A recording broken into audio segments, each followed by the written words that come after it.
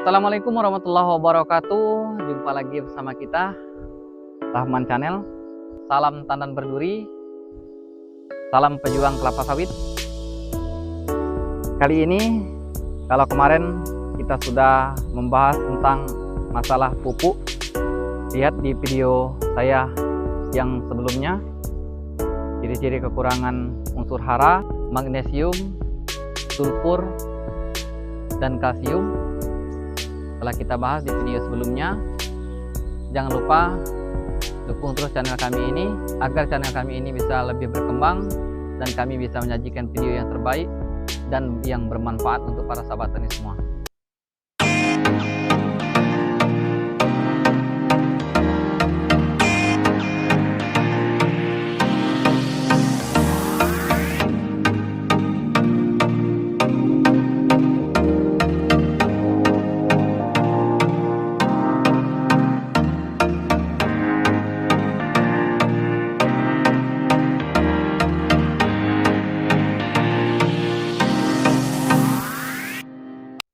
Oke para sahabat tani semua, kali ini kita akan sharing lagi, berbagi ilmu, berbagi informasi tentang masalah pupuk.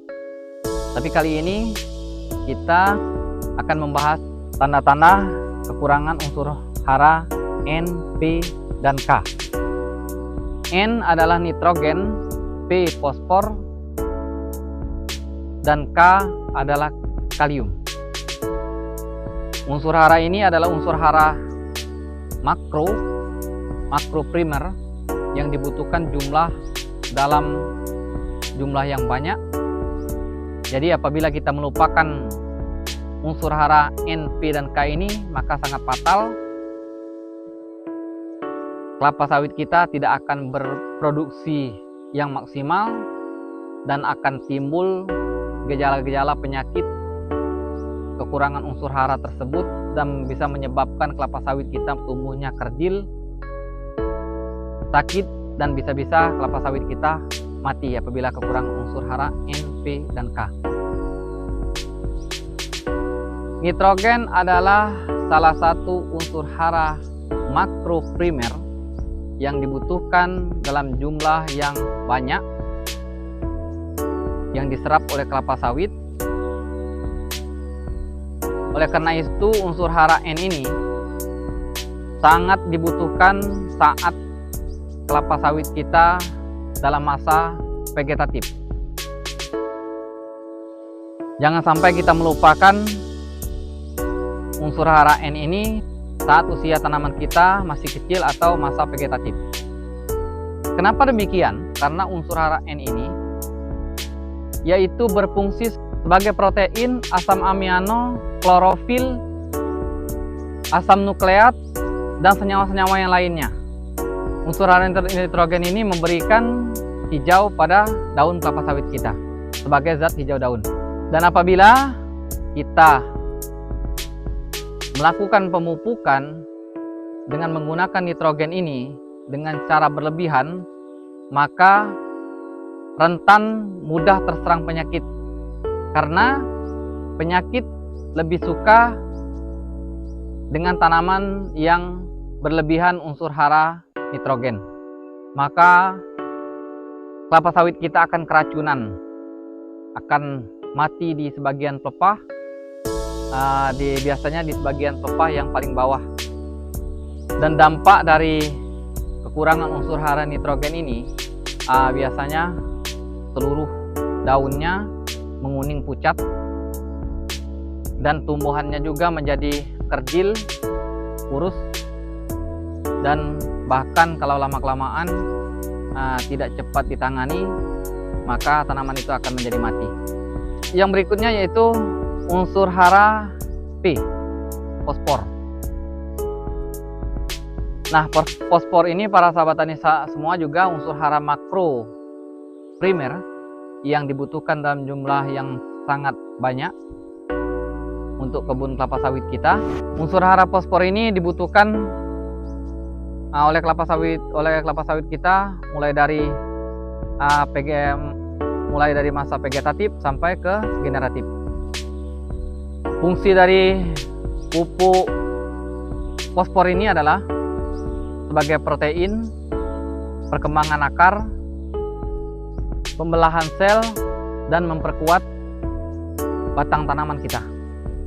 Dan juga untuk mempercepat kematangan buah kita dan memperbaiki kualitas hasil tanaman kita.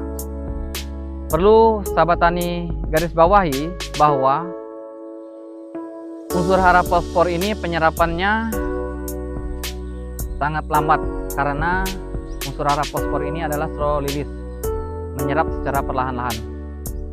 Ciri-ciri kekurangan unsur hara fosfor ini para sahabat tani semua, biasanya daunnya berubah warna menjadi keungu-unguan, dan juga kekurangan unsur hara fosfor ini batang kelapa sawit kita akan tampak meruncing dan pelepahnya tegak. Itu diakibatkan kekurangan unsur hara fosfor. Dan apabila timbul gejala-gejala seperti itu para sahabat tani semua, segeralah kita melakukan aplikasi dengan menggunakan pupuk TSP, SP36 atau rock fosfat. Itu cara menanggulangi dari kekurangan unsur hara fosfor. Dan untuk yang selanjutnya yaitu unsur hara kalium.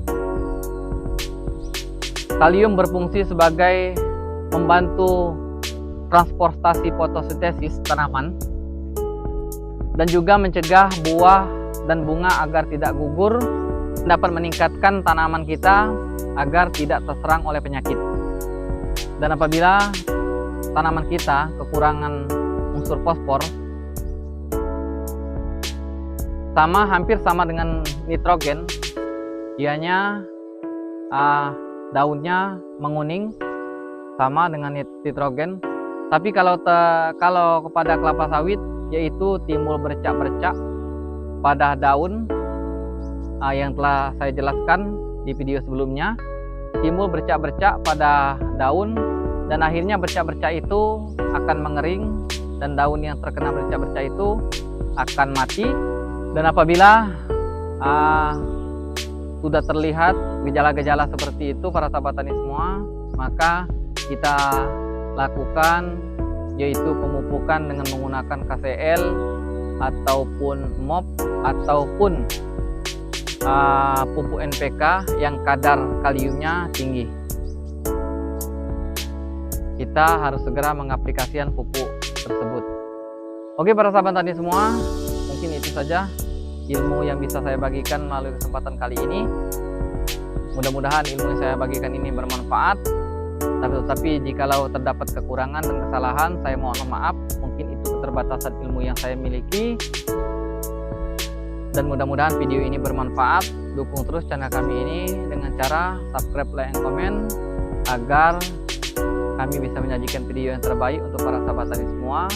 Oke para sahabat tani semua, pesan saya, mari kita pahami apa yang dibutuhkan oleh kelapa sawit kita, sehingga kita akan mendapatkan hasil produksi yang berlimpah dan kita sebagai petani akan sejahtera.